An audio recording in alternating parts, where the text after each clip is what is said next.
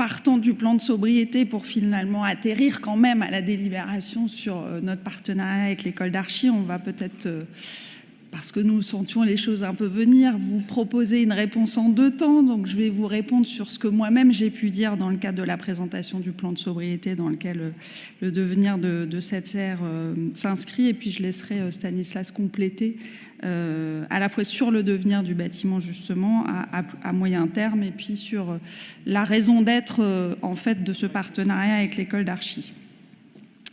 Pour ce qui est donc de cette serre et de ce qui nous a amené à l'intégrer dans le plan de sobriété, je voudrais rappeler quelques éléments que j'ai d'ailleurs eu l'occasion de dire de manière aussi précise lors de la présentation de ce plan.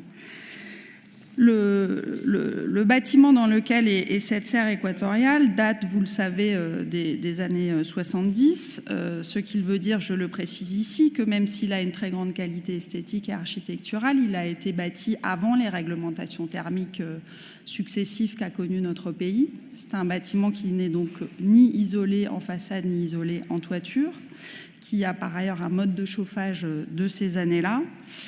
Ce qui est une des raisons qui nous ont amenés à considérer qu'il n'était finalement pas adapté, en effet, à accueillir une serre équatoriale. C'est un bâtiment, ça a été rappelé, y compris par d'autres élus, qui a été conçu pour être une serre de présentation, une serre donc, là, ça se voit à la forme du bâtiment, mais pas nécessairement une serre équatoriale. Une serre équatoriale, ça nécessite un chauffage ou une température constante de 24 degrés.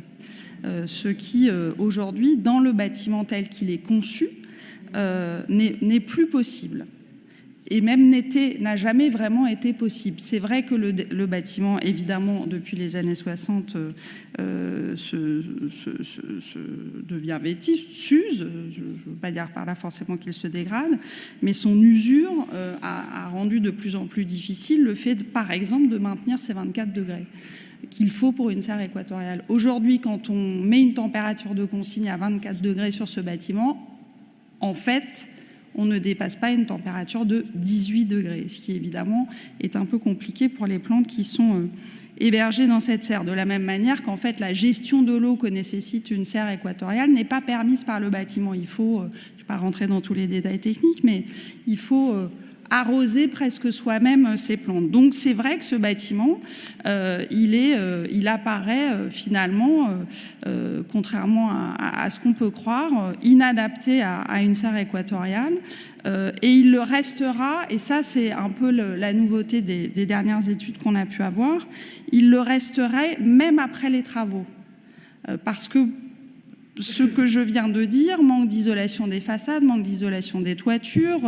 mode de chauffage inadapté, matériaux, nous conduirait à faire des travaux très lourds en termes de structure, que la structure telle qu'elle est aujourd'hui ne supporterait pas. Ça voudrait dire qu'il faudrait rajouter des poteaux, rajouter du béton, et là, la qualité architecturale et esthétique du bâtiment en serait pour le coup altérée, ce que évidemment personne ici ne souhaite, parce que ce bâtiment, son architecture, nous y tenons comme vous. Donc nous savons que ce bâtiment est inadapté fondamentalement à accueillir une serre équatoriale, même après travaux. Je voudrais dire par ailleurs que nous n'avons évidemment pas laissé ce bâtiment se dégrader, comme j'ai pu le lire. Vous dites qu'il manque d'entretien, ça n'est pas vrai. Il manque de rénovation lourde, ça c'est vrai, parce que nous avons plus de 600 bâtiments dans cette ville, que nous les rénovons au fur et à mesure. J'ai déjà eu l'occasion de dire ici que nous avions considérablement augmenté le budget de rénovation dans notre ville. Dans ce budget, nous faisons des priorités, et oui, nous avons choisi jusqu'à présent de prioriser d'autres bâtiments, des écoles de salles de sport, mais aussi des bâtiments patrimoniaux. Didier Joseph-François dirait mieux que moi quels sont ces bâtiments-là et quel est l'important budget qu'on leur consacre. Donc oui, ce bâtiment de la serre n'est pas inscrit dans notre programme de rénovation. Ça ne veut pas dire qu'il manque d'entretien. Tous les ans, il y a des travaux d'entretien dans ce bâtiment et je vais vous dire que, y compris dans le budget 2023, il y a 150 000 € de prévus d'entretien de ce bâtiment. Donc non, nous n'avons pas laissé ce bâtiment volontairement se détériorer pour exprès à un moment donné peut-être le démolir comme j'ai pu le lire ici ou là. Tout ça pour dire que nous savons donc que ce bâtiment a besoin de travaux qui sont lourds, de travaux qui sont incompatibles avec la fonction d'une serre équatoriale, j'insiste là-dessus, de travaux qui ne peuvent pas se faire, comme on dirait en matière de logement, en milieu occupé.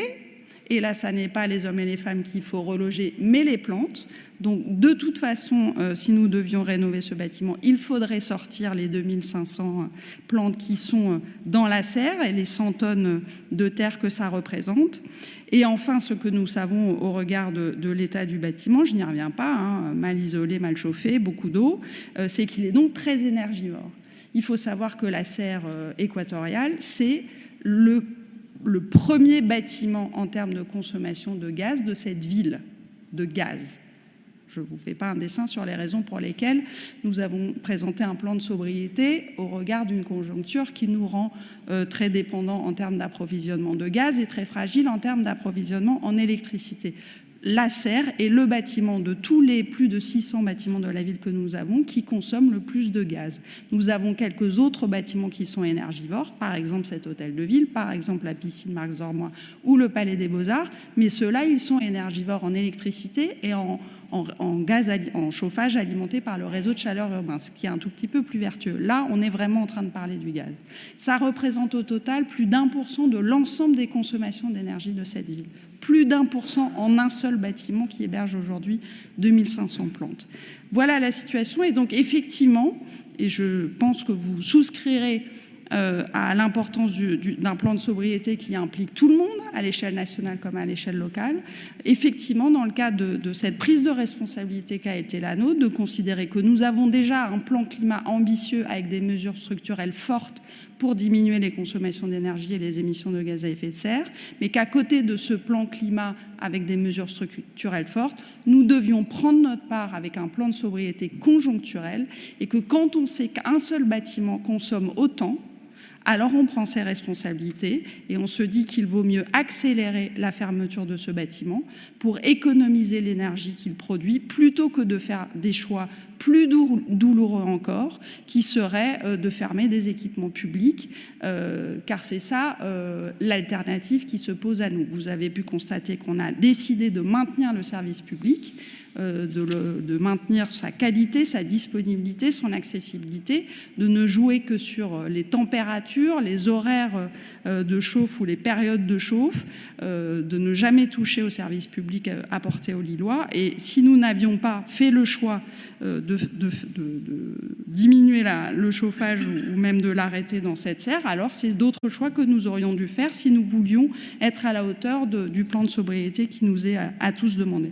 Voilà les raisons qui nous ont amenés donc, à accélérer ce sort de la serre équatoriale et des plantes qui y sont. Comme on l'a dit, évidemment, nous allons les traiter du mieux possible, en sachant, et encore une fois, en cas de travaux, ça aurait été vrai de toute façon, en sachant que certaines peut-être n'y survivront pas, il faut se le dire en toute transparence, mais que notre objectif, c'est évidemment que la plupart d'entre elles y survivent, ce qui est parfaitement possible, puisque cette serre équatoriale, en fait, n'abrite pas tant de plantes équatoriales que cela. Nous venons de faire l'inventaire de ces plantes, car il n'avait jamais été fait jusque-là. Chacun prendra ses responsabilités, mais maintenant il est fait. Et donc nous savons, puisque nous avons cet inventaire, que nous avons quelques plantes de climat chaud, mais pas forcément de plantes équatoriales, ce qui est plutôt une bonne nouvelle. Ça paraît peut-être un peu surprenant, mais c'est de ce point de vue-là plutôt une bonne nouvelle, parce qu'on pense que du coup, on va pouvoir, même si ça n'est pas tout, en sauver en tout cas une très très grande partie, et c'est ce à quoi on va s'employer dans les mois qui viennent, tout en baissant la température dans la serre dès maintenant, puisque c'est maintenant qu'on a besoin de cette sobriété. Voilà, pour ce qui est du devenir du bâtiment et du partenariat avec l'école d'archi, je laisse Stanislas compléter s'il le souhaite.